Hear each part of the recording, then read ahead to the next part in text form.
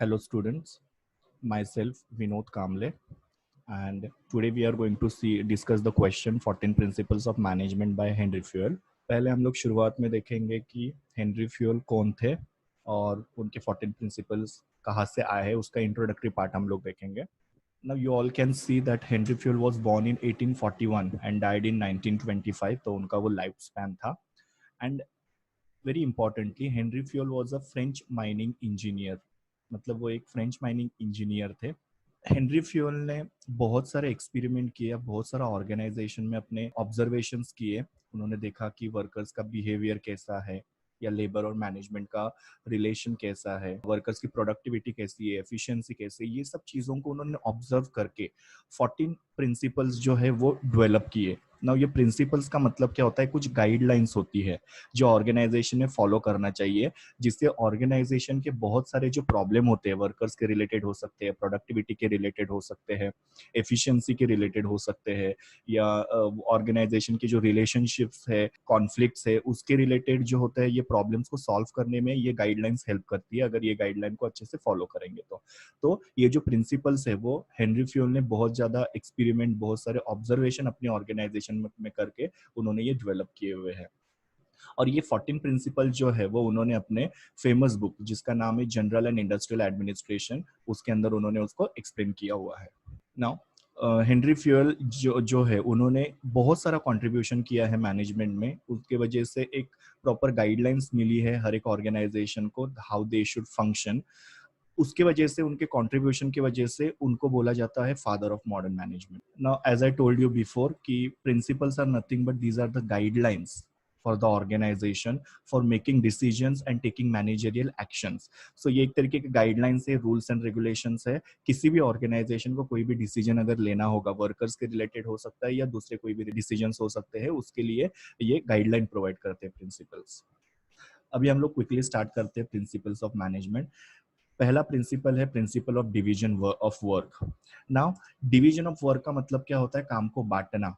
Okay, सो किसी भी organisation में अलग अलग काम होते हैं जो मैंने यहाँ पे मेंशन किए हुए हैं. टेक्निकल काम होता है, then there is financial work, there is accounting work, there is managerial work. So every work should be divided among different different employees. जैसे यहाँ पे आप पिक्चर में देख पा रहे हो, इनको अलग काम दिया है, मे बी उनको इंजीनियरिंग का काम दिया है, इनको मैनेजमेंट का काम दिया है, या इनको दूसरा काम दिया हुआ है. So every work is divided among the employee. ना यहाँ पे क्या लिखा हुआ है कि जब भी हम लोग कोई भी काम को डिवाइड करते हैं तो हम लोग को देखना चाहिए कि एम्प्लॉय की क्वालिटीज क्या है और कैपेबिलिटीज क्या है. उनके क्वालिटीज और कैपेबिलिटीज को ध्यान में रखते हुए हम लोग को क्या करना है, काम को डिवाइड करना है. फॉर एग्जाम्पल, अगर सपोज किसी बंदे ने इंजीनियरिंग किया हुआ है तो उसको टेक्निकल नॉलेज बहुत अच्छा हो सकता है कि मशीन्स को कैसे ऑपरेट करना है या मशीन्स को कैसे फंक्शनिंग वगैरह उसका होता है, वो सब चीज़ें उनको अच्छे से समझ सकती है. या जिन्होंने एमबीए इन फाइनेंस किया हुआ है उनको फाइनेंशियल एस्पेक्ट्स बहुत अच्छे से समझ में आते हैं कि कहाँ से फाइनेंस को रेस करना है, कैसे फाइनेंस को यूटिलाइज करना है. सो काम को क्या करना है, एम्प्लॉय की क्वालिटी के हिसाब से और कैपेबिलिटी के हिसाब से डिवाइड करना है. जब हम लोग काम को एम्प्लॉय की क्वालिटी और कैपेबिलिटी के हिसाब से डिवाइड करते हैं तो उससे 3 फायदे होते हैं जो मैंने यहाँ पे भी लिखे हुए हैं और यहाँ पे रेड में हाईलाइट किया है. पहला तो इट इम्प्रूव्स एफिशिएंसी. एफिशिएंसी मतलब क्या होता है, कम से कम खर्चे में तुम ज्यादा प्रोडक्शन करते हो, that is called as efficiency. तो काम को बांटने की वजह से क्या होता है, एफिशिएंसी बढ़ जाती है. सेकेंड होता है इम्प्रूव एक्सपर्टीज. एक्सपर्टीज मतलब कि किसी भी काम में आप स्पेशल हो जाते हो, वो काम को आप बहुत ही स्पेशलिटी से करते हो. और तीसरा चीज है यहाँ पे इंक्रीज द प्रोडक्टिविटी लेवल. मतलब तुम्हारा प्रोडक्टिविटी लेवल, पहले तुम्हारे एम्प्लॉइज जो थे वो 3 का प्रोडक्शन करते थे, अभी तुम्हारा एम्प्लॉइज जो है वो 5 का प्रोडक्शन करते हैं. मतलब उनका प्रोडक्टिविटी लेवल क्या हो चुका है, बढ़ चुका है because of division of work. दूसरा प्रिंसिपल है principle of authority and responsibility. First will understand कि अथॉरिटी और रिस्पॉन्सिबिलिटी, ये दो टर्म्स का मतलब क्या होता है.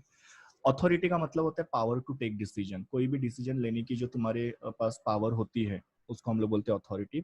और रिस्पॉन्सिबिलिटी का मतलब क्या होता है, ऑब्लिगेशन, या जिसको हम लोग बोलते हैं जिम्मेदारी, to complete that particular work. मतलब मुझे अगर कोई अधिकार मिला है तो उसके साथ साथ मेरे पास एक जिम्मेदारी भी आती है कि मुझे वो काम को टाइम पे कंप्लीट करना है. और दूसरी चीज यहाँ पे ये है कि जब तुम लोग को कोई अथॉरिटी मिलती है तो अथॉरिटी के साथ साथ ऑटोमेटिकली रिस्पॉन्सिबिलिटी भी आ जाती है. So authority and responsibility, they always come together.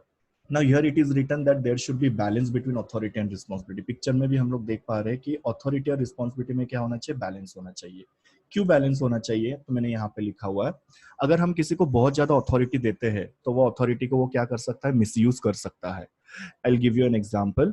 Suppose तुम्हारे कंपनी के अंदर एक अकाउंटेंट है और वो अकाउंटेंट को तुमने क्या किया, बहुत ज्यादा अथॉरिटी दे दी, मतलब तुमने उनको सारे के सारे चेकबुक उसको साइन करके दे दिया और तुमने उसको बोला कि अभी तुम इसको हैंडल करो करके। तो वो क्या कर सकता है, उसमें से एक चेक वो खुद के बेनिफिट के लिए भी यूटिलाइज कर सकता है। तो बहुत ज्यादा अथॉरिटी नहीं देना चाहिए, क्योंकि वो अथॉरिटी को क्या कर सकता है, एम्प्लॉय जो है वो मिसयूज कर सकता है। सेम तरीके से रिस्पॉन्सिबिलिटी भी ज्यादा नहीं होनी चाहिए, मतलब बहुत ज्यादा जिम्मेदारियां भी नहीं देना चाहिए।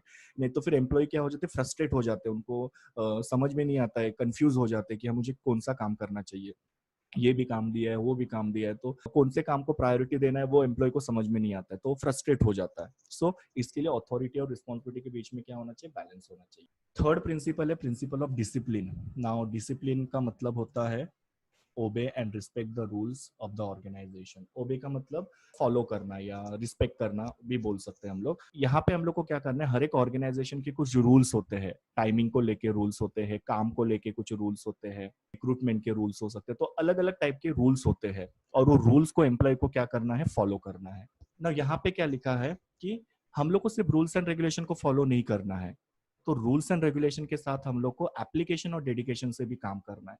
अभी एप्लीकेशन का मतलब क्या, यहाँ पे मैंने हाईलाइट किया है, एप्लीकेशन का मतलब होता है माइंड, मतलब दिमाग से हम लोग को काम करना है। और डेडिकेशन का मतलब क्या होता है, हार्ट, मतलब दिल से हम लोग को काम करना है। मतलब मैं रूल्स एंड रेगुलेशन फॉलो करता हूँ, जैसे मैं सुबह बराबर टाइम पे 9 बजे आता हूँ, शाम को मैं बराबर 6 बजे ऑफिस से निकल जाता हूँ, लंच वगैरह मेरा प्रॉपर में करता हूँ, पर इन बिटवीन में कुछ काम ही नहीं करता हूँ तो नहीं चलेगा। मतलब मैं रूल्स को फॉलो कर रहा हूँ बट मैं काम नहीं कर रहा हूँ, ये नहीं चलेगा। हेनरी फ्यूल क्या कहता है, सिर्फ रूल्स एंड रेगुलेशन को फॉलो मत करो, तो तुम लोग को क्या करना है, दिल और दिमाग दोनों से काम करना है। जब तुम्हारा दिमाग काम में नहीं लगता है तो भी तुम्हारा काम नहीं हो सकता है, प्लस जब तुम्हारा दिल काम में नहीं लगता है तो भी तुम्हारा काम नहीं हो सकता है। सो तुमको क्या करना है, एप्लीकेशन और डेडिकेशन के साथ काम करना है। और सबसे इंपॉर्टेंट चीज, ये जो डिसिप्लिन जो होता है वो टॉप लेवल से लोअर लेवल तक सब लोग को फॉलो करना है। मीन्स कि अगर लोअर लेवल के एम्प्लॉयज है उनके लिए रूल्स एंड रेगुलेशंस है, तो टॉप लेवल के वालों के लिए भी कुछ ना कुछ रूल्स एंड रेगुलेशंस होने चाहिए जो उनको भी फॉलो करने चाहिए। सारे जो रूल्स एंड रेगुलेशंस होते हैं वो सिर्फ लोअर लेवल वालों के लिए नहीं होना चाहिए। So always discipline should fall from top level to the lower level, उन्होंने भी रूल्स को फॉलो करना चाहिए, टॉप लेवल वालों ने। Now next principle is principle of unity of command. Unity of command का मतलब क्या होता है, मैंने जैसे ये फोटो अगर आप देखोगे तो आपको अच्छे से पता चल जाएगा। ये एक सुपीरियर है, मतलब ये सीनियर है, और ये सबॉर्डिनेट है, जूनियर। ना सुपीरियर क्या कर रहा है, सबॉर्डिनेट को ऑर्डर दे रहा है, हाँ? और सबॉर्डिनेट क्या कर रहा है, काम होने के बाद में उसको रिपोर्टिंग कर रहा है कि काम कैसे चल रहा है, या फिर काम में क्या प्रॉब्लम आ रही है, या काम में क्या क्या चीजों की रिक्वायरमेंट और लग सकती है। तो हर एक चीज का वो क्या कर रहा है, उसको काम के बारे में रिपोर्ट कर रहा है। सो एक सुपीरियर है, एक सबॉर्डिनेट है, ये सुपीरियर इसको ऑर्डर दे रहा है, ये इसको रिपोर्टिंग कर रहा है। इसको हम लोग बोलते हैं यूनिटी ऑफ कमांड। यूनिटी मतलब सेम, और कमांड मतलब क्या, किसी को ऑर्डर देना। पर कभी कभी क्या होता है कि अगर ये हम लोग यूनिटी ऑफ कमांड को फॉलो करेंगे तो इससे कंफ्यूजन नहीं होगा, मतलब एक ही बॉस है और एक ही सबॉर्डिनेट, तो कंफ्यूजन नहीं होगा। पर कभी कभी क्या होता है कि बहुत सारे सुपीरियर्स होते हैं, मतलब सपोज 4 सुपीरियर है और एक ही सबॉर्डिनेट है, और सारे सुपीरियर क्या कर रहे हैं, उसको ऑर्डर दिए जा रहे हैं, तो वो बेचारा क्या हो जाएगा, कंफ्यूज हो जाएगा। वो किसके ऑर्डर को फॉलो करना है या किसको सुनना है, किसको सुनना नहीं है, ये उसको समझ में नहीं आएगा, बिकॉज चारों लोग क्या है, उसके सुपीरियर्स है। सो ऐसा नहीं होना चाहिए, यूनिटी ऑफ कमांड होना चाहिए, एक सुपीरियर एक सबॉर्डिनेट, वो सुपीरियर उसको ऑर्डर सबॉर्डिनेट को देगा और सबॉर्डिनेट उसको रिपोर्टिंग करेगा। इससे कंफ्यूजन कम होने में हेल्प होगा, that is called as unity of command. Next principle is principle of unity of direction. Now unity of direction का मतलब क्या होता है, यहाँ पे मैंने रेड में हाईलाइट किया हुआ है, there should be one head and one plan. मतलब एक ही हेड होना चाहिए और एक ही तुम्हारा प्लान और गोल्स होने चाहिए। ये सपोज मेरा पूरा टीम है, ये टीम का एक है, ये हेड है, और हमारे पूरे टीम का प्लान और गोल जो है वो सेम होना चाहिए। अलग अलग प्लान, अलग अलग गोल नहीं होने चाहिए। जैसे कि एक एम्प्लॉय सोचता है कि नहीं, मुझे मेरे सैलरी से मतलब है, दूसरा एम्प्लॉय सोचता है नहीं नहीं, मुझे कंपनी के प्रॉफिट के लिए काम करना चाहिए, तीसरा कुछ और सोचता है, चौथा कुछ और सोचता है। मतलब क्या, सबके ऑब्जेक्टिव्स अलग अलग है, सबके गोल्स अलग अलग है। अगर सबकी गोल अलग अलग होंगे तो डेफिनेटली हम लोग वो गोल को अचीव कर पाएंगे नहीं। जैसे मैं तुम लोग के बारे में एक एग्जांपल लेता हूँ, एग्जाम में तुम लोग को ये तुम्हारा एग्जांपल नहीं लिखना है, तुम लोग को कंपनी के रिलेटेड एग्जांपल लिखना है। जैसे कि अगर सपोज मुझे यहाँ पे मैं तुमको ओसी पढ़ा रहा हूँ, पर तुम में से अगर किसी को अकाउंट पढ़ना है या किसी को एसपी कर पढ़ना है या किसी को मैथ्स पढ़ना है या किसी को कोई और सब्जेक्ट पढ़ना है, तो डेफिनेटली हम सबके गोल्स अलग अलग है, तो हम लोग का वो गोल कभी भी अचीव नहीं होगा ओसीएम पढ़ने का, या मेरा जो ओसीएम तुम लोग को सिखाने का गोल है वो कंप्लीट नहीं हो पाएगा। तो क्या होना चाहिए कि एक ही हेड होना चाहिए और एक ही प्लान होना चाहिए, एक ही तरीके के सब पूरे टीम के गोल्स होने चाहिए। वो मैंने यहाँ पे लिखा हुआ है कि हर एक ग्रुप के ऑब्जेक्टिव जो होते हैं वो सेम होने चाहिए, उनका प्लान भी सेम होना चाहिए, तभी जाके तुम लोग के वो गोल अचीव हो सकते हैं। That is called as principle of unity of direction. Next principle है principle of subordination of individual interest to organisational interest. ना यहाँ पे बाजू में देखो मैंने दो लाइनें लिखी हुई है, पहले मैंने लिखा हुआ ऑर्गेनाइजेशनल इंटरेस्ट और दूसरा मैंने लिखा है इंडिविजुअल इंटरेस्ट। ना ऑर्गेनाइजेशनल इंटरेस्ट का मतलब होता है ऑर्गेनाइजेशन का फायदा, मतलब मैं किसी भी ऑर्गेनाइजेशन में अगर काम करता हूँ तो मुझे ऑर्गेनाइजेशन का फायदा पहले देखना है। Okay, organisational interest should be first, और मेरा इंडिविजुअल इंटरेस्ट जो है वो सेकेंडरी होना चाहिए। इसके लिए यहाँ पे देखो सबऑर्डिनेट वर्ड यूज किया हुआ है। सबऑर्डिनेशन का मतलब क्या होता है? सेकेंडरी, मतलब मुझे मेरे ऑर्गेनाइजेशन के बेनिफिट के लिए काम करना चाहिए, ऑर्गेनाइजेशन का बेनिफिट पहले आना चाहिए, और मेरा खुद का जो बेनिफिट है या मेरा खुद का जो इंटरेस्ट है वो सेकेंडरी आना चाहिए। मतलब एम्प्लॉय ने खुद का फायदा बाजू में रखना चाहिए और कंपनी के फायदे के लिए काम करना चाहिए। ऐसा क्यों करना चाहिए? क्योंकि जब ऑर्गेनाइजेशन ग्रो करेगी तो एम्प्लॉय का ग्रोथ भी साइमल्टेनियसली मतलब उसके साथ ही होगा। पर अगर सपोज मैं खुद के फायदे के लिए काम करूंगा तो ऑर्गेनाइजेशन मेरी लॉस में चली जाएगी, ऑर्गेनाइजेशन लॉस में जाएगी तो मेरा जॉब चला जाएगा, तो ये मेरे लिए क्या हो सकता है? नुकसानदायक हो सकता है। तो मुझे क्या करना चाहिए? ऑर्गेनाइजेशन के फायदे के लिए काम करना चाहिए, क्योंकि जब ऑर्गेनाइजेशन ग्रो होती है तो मेरा ग्रोथ भी साइमल्टेनियसली होता है। ये प्रिंसिपल का मतलब है। तो तुम्हारा ऑर्गेनाइजेशनल इंटरेस्ट पहले और इंडिविजुअल इंटरेस्ट बाद में आना चाहिए।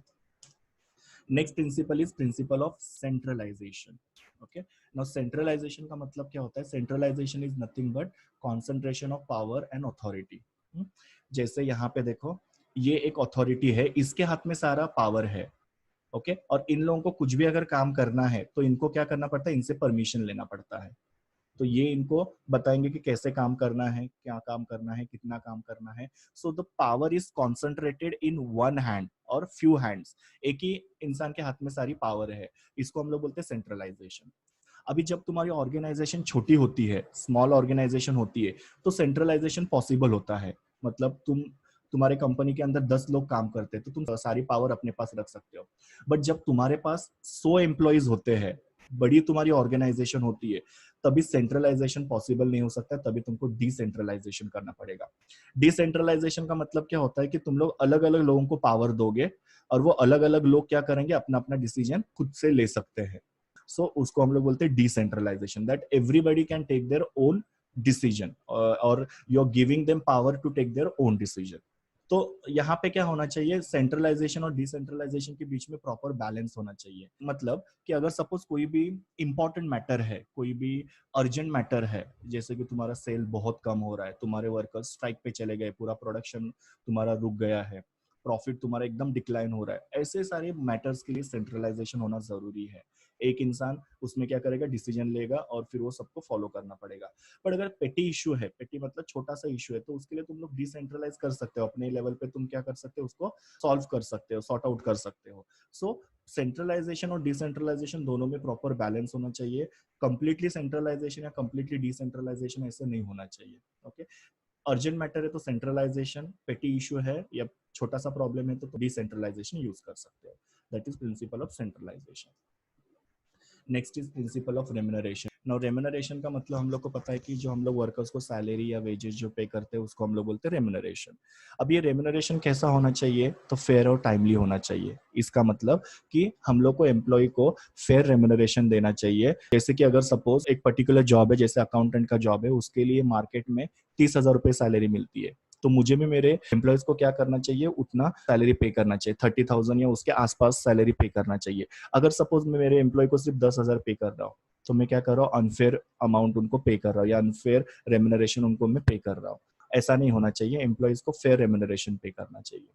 और टाइमली रेम्यूनरेशन का मतलब क्या होता है कि टाइम पे करना चाहिए। हम लोग न्यूज में वगैरह सुनते हैं 2 महीने से सैलरी नहीं दिया है, 6 महीने से सैलरी नहीं दिया है, या 1 साल से सैलरी नहीं दिया, ऐसे नहीं होना चाहिए। क्योंकि क्या होता है कि जब तुम लोग एम्प्लॉयज को फेयर और टाइमली सैलरी नहीं पे करोगे तो उससे क्या होता है, उनका प्रोडक्टिविटी जो होता है वो अफेक्ट हो जाता है। मतलब वो लोग अच्छे से काम नहीं करेंगे, कम प्रोडक्शन करेंगे, उनकी एफिशिएंसी भी क्या हो जाएगी, कम हो जाएगी। मतलब वो लोग ज्यादा तुम्हारा वेस्टेज बढ़ाएंगे और प्रोडक्शन थोड़ा सा कम करेंगे, तो ये इसके ऊपर उसका परिणाम होते हैं, बिकॉज उनको रेम्युनरेशन ही नहीं मिल रहा है उनके काम के लिए। और दूसरी चीज, जब भी रेम्युनरेशन तुम लोग एम्प्लॉयज का फिक्स करते हो तो कुछ चीजों को तुम लोग को कंसिडर करना पड़ता है। अभी कौन सी चीजों को कंसिडर करना पड़ता है जब तुम लोग रेम्युनरेशन फिक्स करते हो? तो सबसे पहले एम्प्लॉय की स्किल्स कितनी है, उसको उसके अंदर कितनी स्किल्स है, उसको क्या क्या आता है, उसके बेसिस पे सैलरी होनी चाहिए। अगर उसकी स्किल्स बहुत ज्यादा है तो ज्यादा सैलरी पे करोगे, कम स्किल है तो कम सैलरी पे करोगे। नेक्स्ट तुमको देखना है कि उसका एक्सपर्टीज कितना है, स्पेशलाइजेशन कितना है। ओके, ज्यादा एक्सपर्टीज होगा ज्यादा सैलरी पे करोगे, कम एक्सपर्टीज होगा कम पे करोगे। उसका नॉलेज देखना पड़ेगा। ओके, नॉलेज लेवल कितना है। देन उसका टेन्योर देखना पड़ेगा। टेन्योर मतलब अगर कोई एम्प्लॉय 4 घंटे के लिए काम करता है तो उसको मैं कम सैलरी पे करूंगा, कोई 8 घंटे के लिए काम करता है तो अकॉर्डिंगली मुझे उसको ज्यादा सैलरी पे करना पड़ेगा। कॉस्ट ऑफ लिविंग का मतलब होता है महंगाई, कि जैसे महंगाई बढ़ती जाती है वैसे तुम लोग को क्या करना है, वर्कर्स की सैलरी को भी बढ़ाना पड़ेगा, बिकॉज अदरवाइज वो महंगाई को वो कोप अप नहीं कर पाएंगे। पहले के जमाने में क्या था, महंगाई थोड़ी कम थी तो वर्कर की सैलरी भी तुम लोग को पता होगा, अपने दादा दादी के टाइम पे 10 रुपीज 12 रुपीज ऐसे उनको सैलरी मिलती थी। और तभी इवन ग्रोसरी भी जो घर की होती थी तो उनको 1-2 रुपए किलो में गेहूं चावल वगैरह मिल जाते थे। पर आज के दौर में क्या हो चुका है, कॉस्ट ऑफ लिविंग जो है वो बढ़ चुका है, तो उसके हिसाब से हम लोग देखते हैं कि आजकल सैलरीज भी उसके हिसाब से बढ़ गई है, बट महंगाई भी बढ़ चुकी है साथ में। नेक्स्ट, मार्केट ट्रेंड क्या है। मार्केट ट्रेंड मतलब दूसरे लोग कितना पे कर रहे हैं वर्कर्स को, उसमें वो भी हम लोग को देखना पड़ेगा। और कंपनी का प्रॉफिट कितना हो रहा है, अगर ज्यादा प्रॉफिट हो रहा है तो ज्यादा सैलरी देना चाहिए, कम हो रहा है तो फिर कम पे करेंगे। सो ये सब था प्रिंसिपल ऑफ रेम्युनरेशन के बारे में। नेक्स्ट प्रिंसिपल है principle of scalar chain. Now scalar chain का मतलब क्या होता है, hierarchy of authority from top level to lower level for the purpose of orderly flow of communication. मतलब एक हायरार्की होती है, हायरार्की का मतलब होता है लेवल्स। ओके, अथॉरिटी की लेवल्स होती है, जैसे कि ये डी है। ओके, डी का अथॉरिटी कौन है या बॉस कौन है, सी। सी का अथॉरिटी कौन है, बी। बी का अथॉरिटी कौन है, ए। तो हर एक इसमें क्या होता है, ऑर्गेनाइजेशन में लेवल होता है। जैसे सबसे ऊंचे होते हैं तुम्हारे बोर्ड ऑफ डायरेक्टर या चीफ एग्जीक्यूटिव ऑफिसर, उनके अंडर होते हैं तुम्हारे डिपार्टमेंटल हेड्स, ये सुनो, उनके अंडर होते हैं तुम्हारे सुपरवाइजर्स, फोरमैन। ऐसा एक हेरारकी होता है, एक लेवल होता है। इवन तुम लोग अपने कॉलेजेस में देखो, प्रिंसिपल होते हैं, प्रिंसिपल के बाद में होते हैं टीचर्स, टीचर्स के बाद में एडमिनिस्ट्रेटिव स्टाफ। तो ऐसे लेवल्स बने हुए रहते हैं। और ये लेवल के क्यों बनाए रहते हैं, कम्युनिकेशन के लिए। कि अगर सपोज ये डी को ए से कुछ बात करना है या जी से कुछ बात करना है तो डी सी को बताएगा, सी बी को बताएगा, बी ए को बताएगा। तो ऐसे करके वो कम्युनिकेशन प्रॉपर फ्लो होगा, उसको हम लोग बोलते हैं स्कैलर चेन। तो स्कैलर चेन में सिर्फ इतना याद रखो, scalar chain is nothing but hierarchy of authority from top level to lower level. और ये क्यों बनाई जाती है, ताकि वो ऑर्डरली प्रॉपर कम्युनिकेशन हो, इसके लिए। जैसे मैंने तुम लोग को अभी यहाँ पे बताया कि हर एक ऑर्गेनाइजेशन में कैसे होता है, कि ट्रेडिशनली कैसे होता था कि एक लार्ज स्कैलर चेन होता था जहाँ पे जनरल मैनेजर को कुछ भी कहना है रहता था तो जनरल मैनेजर इन्फॉर्म करता था फंक्शनल मैनेजर को, फंक्शनल मैनेजर वो पास करता था सुपरवाइजर को, सुपरवाइजर वो पास करता था फोरमैन को। तो जो मैंने तुम लोग को बताया ये सेम चीज यहाँ पे मैंने लिखा है। ऐसा ट्रेडिशनली पहले हुआ करता था। अभी ये करने में क्या होता था कि ये इसको बताया गया, ये इसको, इसमें डिसीजन जो होता था वो बहुत ही स्लो होता था या फिर स्पीडी डिसीजन नहीं हो पाता था। तो हेनरी फ्योल क्या बोलता है कि ये अगर तुम लोग को स्पीडी डिसीजन लेना है, कोई भी डिसीजन अगर तुम लोग को क्विक लेना है तो उसके लिए तुम क्या करो, क्रॉस कम्युनिकेशन करो या डायरेक्ट कम्युनिकेशन करो। जैसे यहाँ पे डी को जी के साथ बात करना है तो डी वाया वाया नहीं जाएगा, ऐसे वो डायरेक्टली क्या करेगा, डायरेक्ट कम्युनिकेशन करेगा या क्रॉस कम्युनिकेशन करेगा, या वो ये जो चेन है ये चेन को वो तोड़ देगा और डायरेक्टली वो जाके जी के साथ कम्युनिकेशन करेगा, डिसीजन लेगा। इसको हम लोग बोलते हैं गैंग प्लैंक। गैंग प्लैंक मतलब ब्रेकिंग द चेन या चेन को तोड़ना, उसको हम लोग बोलते हैं गैंग प्लैंक। इससे क्या होता है, तुम्हारा डिसीजन मेकिंग जो होता है वो फास्ट हो जाता है। और किसी भी ऑर्गेनाइजेशन के लिए फास्ट डिसीजन लेना, बैलेंस डिसीजन लेना बहुत ही जरूरी होता है। तुम लोग अगर डिले करोगे डिसीजन लेने में तो तुम्हारी अपॉर्चुनिटी शायद तक जा सकती है। तो फास्ट डिसीजन लेने के लिए तुम लोग क्या कर सकते हो, गैंग प्लैंक कर सकते हो। That is what is said by Henry Fayol. Next principle है प्रिंसिपल ऑफ ऑर्डर। नाउ जो मैंने कमांड में तुम लोग को बताया था, कमांड वाला ऑर्डर अलग हो गया। कमांड मतलब किसी को हम ऐसे ऑर्डर देते कि भाई ये काम करो वो काम करो, वो ऑर्डर अलग हो गया।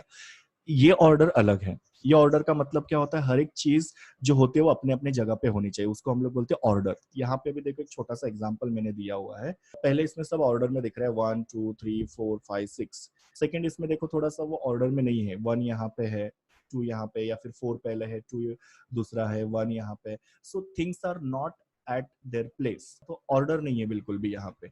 सो प्रिंसिपल ऑफ ऑर्डर का मतलब क्या होगा, अ प्लेस फॉर एवरीथिंग, हर एक चीज की जगह होती है, और एवरीथिंग इन इट्स प्लेस, हर एक चीज अपने जगह पे होनी चाहिए। एक छोटा सा एग्जांपल देता हूँ, किसी भी ऑर्गेनाइजेशन में हम लोग देखते हैं कि सिक्योरिटी गार्ड जो होती है उसकी जगह कहाँ पे होती है, गेट के पास। या जो रिसेप्शनिस्ट होते हैं, टेलीफोन ऑपरेटर होते हैं, उनका जो प्लेस जो होता है वो कहाँ पे होता है, जहाँ पे एंट्रेंस होता है, एंट्री पॉइंट होता है कंपनी के अंदर का, वहां पे होता है। और बॉस कहाँ पे बैठता है, केबिन के अंदर बैठता है। अगर मैं सपोज उल्टा करूँ कि बॉस को अगर मैं एंट्री पॉइंट के यहाँ पे बिठा दूं और रिसेप्शनिस्ट को अगर मैं केबिन में बिठाऊं, तो नहीं चलेगा, बिकॉज बॉस की जगह कहाँ पे है, केबिन के अंदर, और रिसेप्शनिस्ट की जगह कहाँ पे, एंट्री पॉइंट के वहां पे। सो हर एक चीज की जगह है, और हर एक चीज अपने जगह पे होनी चाहिए। उसको इंग्लिश में बोलते हैं place for everything and everything in its place, उसको हम लोग बोलेंगे ऑर्डर। हर एक चीज अपने अपने जगह पे होना जरूरी है। अभी यहाँ पे मैंने लिखा हुआ है कि हर एक ह्यूमन रिसोर्सेस, मतलब तुम्हारे एम्प्लॉयज क्या होने चाहिए, अपने अपने जगह पे होना चाहिए। सेम मटेरियल भी क्या होना चाहिए, अपने अपने जगह पे होना चाहिए। अगर चीजें अपने जगह पे नहीं होगी, लोग अपने जगह पे नहीं होंगे, तो कंफ्यूजन क्रिएट करेगा। मतलब किसी एक बंदे का केबिन पर्टिकुलर जगह पे है, वो यहाँ वहां पे रहता ही नहीं है, तो उसको हमको ढूंढना पड़ेगा बार बार, एक क्योस क्रिएट होगा। और एफिशिएंसी भी फिर क्या होती है, काम की कम होती है जब चीजें अपनी अपनी जगह पे नहीं होती है। हम लोग को फिर वो चीजों को ढूंढना पड़ता है। तो ह्यूमन रिसोर्सेस और मटेरियल सब चीजें क्या होनी चाहिए, अपने अपने जगह पे होनी चाहिए, जिससे एफिशिएंसी बढ़ती है। Now next principle is principle of equity.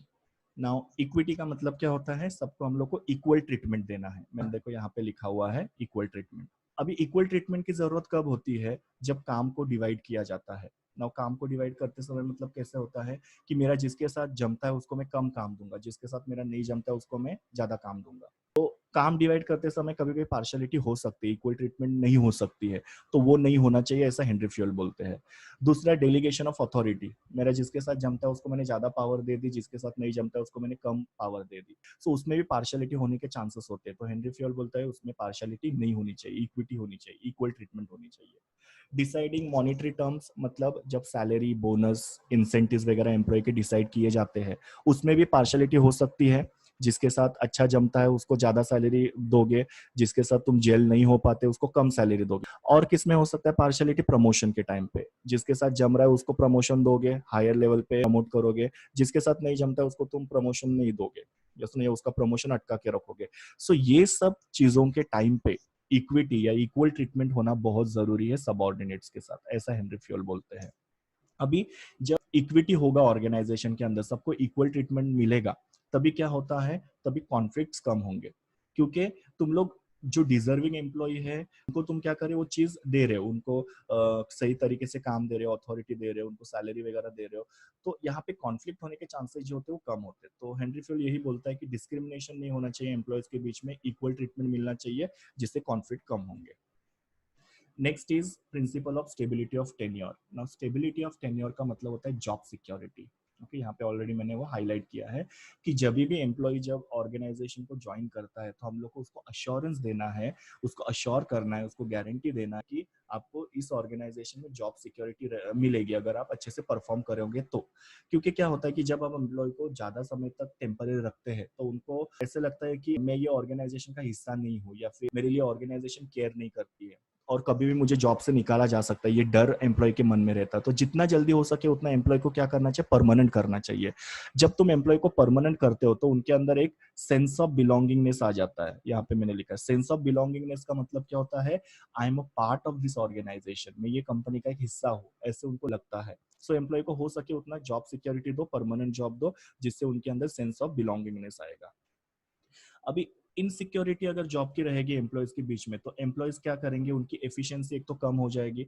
Insecurity मतलब तुम उनको टेम्पररी रख रहे हो, उनको कभी भी जॉब से निकाला जा सकता है, तो ये कहीं ना कहीं पे इनसिक्योरिटी एम्प्लॉय के माइंड में चलती रहेगी। तो उससे क्या होगा, उनकी एफिशिएंसी कम होगी, वो अच्छे से काम नहीं करेंगे, वेस्टेज ज्यादा करेंगे, प्रोडक्शन कम करेंगे। और दूसरा, उनका लेबर टर्नओवर बढ़ने के चांसेस हो सकते हैं। लेबर टर्नओवर मतलब वो जॉब छोड़ के भी जा सकते हैं। सो जितना हो सके एम्प्लॉयज को तुमको क्या करना है, परमानेंट जॉब देना है, और टेम्पररी उनको ज्यादा समय तक रखना नहीं है। Next principle is principle of initiative. ना इनिशिएटिव का मतलब क्या होता है, volunteering to do the work in an innovative में, मतलब आगे होके कोई भी काम करना है। सो यहाँ पे हेनरी फ्यूल क्या बोलते हैं कि हर एक मैनेजर ने अपने एम्प्लॉय को इनिशिएटिव लेने के लिए मोटिवेट करना चाहिए। मतलब एम्प्लॉय अगर कोई नई आइडिया अगर लाता है या कोई इनोवेशन अगर वो लाता है, तो मैनेजर ने उसको वेलकम करना चाहिए और उनके साथ प्रॉपर डिस्कशन करना चाहिए, थरो डिस्कशन करना चाहिए, मतलब डिटेल में डिस्कशन करना चाहिए कि आपने जो ये आइडिया लाया है इसके बारे में मुझे बताओ, इसके बेनिफिट्स क्या है या इसमें क्या चैलेंजेस तुमको लगते हैं, ये उनके साथ डिस्कस करना चाहिए। उससे क्या होता है, एम्प्लॉय को थोड़ा बेटर फील होगा। बहुत सारे ऑर्गेनाइजेशन होते हैं जहाँ पे एम्प्लॉय ने अगर कुछ इनोवेशन या फिर कोई इनिशिएटिव लेने की कोशिश की तो उसको वो एग्री नहीं होते हैं, बिकॉज वो एम्प्लॉय को एम्प्लॉय जैसा ट्रीट करते हैं कि नहीं नहीं इन लोगों को हम लोग नहीं सुनेंगे। ऐसा बहुत सारे मैनेजर्स का एटीट्यूड हो सकता है, तो वो नहीं होना चाहिए। एम्प्लॉयज ने अगर कुछ भी नया करने की कोशिश की तो उसको मैनेजर ने क्या करना चाहिए, वेलकम करना चाहिए, उनके साथ डिस्कशन करना चाहिए उस आइडिया को लेके, और फिर बाद में वो आइडिया को तुम एक्सेप्ट कर सकते हो और रिजेक्ट कर सकते हो एम्प्लॉय के साथ मिलके। इससे क्या होगा, अगर हम लोग एम्प्लॉयज को इनिशिएटिव के लिए मोटिवेट करेंगे तो इससे ऑर्गेनाइजेशन के अंदर एक हेल्दी ऑर्गेनाइजेशनल कल्चर बना रहेगा। मतलब कि झगड़े नहीं होंगे, एम्प्लॉय को भी लगेगा कि मेरा ये ऑर्गेनाइजेशन है, मेरा बॉस मुझे इतना वैल्यू करता है, मेरी हर एक आइडिया को वो वेलकम करता है, तो एक हेल्दी ऑर्गेनाइजेशनल कल्चर जो है वो बना रहेगा। So that is the purpose of principal of initiative. और लास्ट प्रिंसिपल है principle of spirit the Corp. Spirit the Corp का मतलब होता है टीम वर्क। अभी हेनरी फ्यूल जो है वो स्पिरिट द कॉर्प के ऊपर या टीम वर्क के ऊपर बहुत ज्यादा एम्फोसाइज करता है। स्पिरिट द कॉर्प को तुम लोग बोलते हैं यूनियन इज अ स्ट्रेंथ, मतलब एकता का बल जिसको हम लोग बोलते हैं। अगर हम लोग एक दूसरे के साथ मिलके काम करेंगे तो उससे क्या होगा, हम लोग को जो डिफिकल्टीज आती है, जो प्रॉब्लम्स होते हैं, वो उसको हम लोग सॉल्व कर सकते हैं। यहाँ पे एक छोटा सा मैं स्टोरी बताता हूँ कि एक ओल्ड एज फादर होते हैं और उनके 4 बच्चे होते हैं।